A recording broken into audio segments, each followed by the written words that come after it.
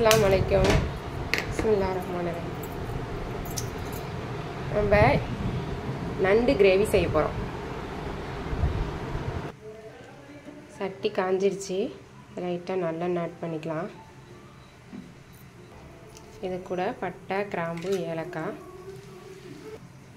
சின்ன வெங்காயம் ரெண்டு ரெண்டா அரிஞ்சு வச்சிருக்கேன். அதை சேர்த்துக்கலாம்.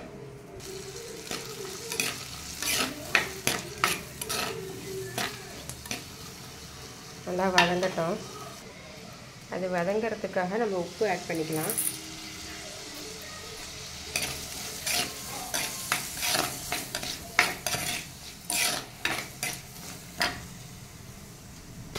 இது கூட ரெண்டு பச்சை மிளகாய் சேர்த்துக்கலாம்.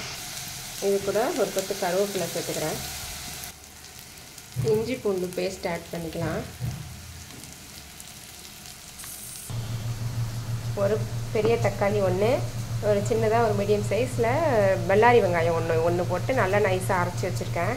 அது கூட சேர்த்துக்கலாம். இது கூட கொஞ்சமாக சோம்புத்தூள், கொஞ்சமாக ஜீரகத்தூள் சின்ன ஸ்பூனில் ஒரு ஸ்பூன் போட்டுட்ருக்கேன். மிளகு மட்டும் கொஞ்சம் கூடுதலாக சேர்த்துக்கோங்க. 1.5 ஸ்பூன் சேர்த்துருக்கேன்.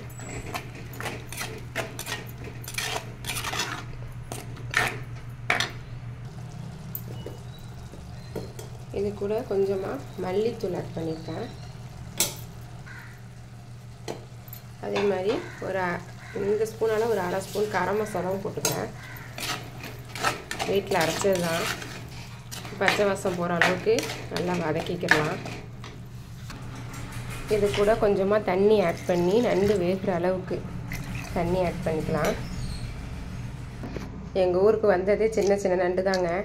என்ன பண்ணுறது, பிள்ளைங்களுக்காக அதை தான் வாங்கி ஆசைப்பட்டுச்சு. ஒன்று செஞ்சாவது என்ன பண்ணுறது. இந்த நண்டு அது கூட சேர்த்துக்கலாம். நல்லா சேர்த்து நல்லா லைட்டாக ஒரு கிண்டி விட்டுடலாம்.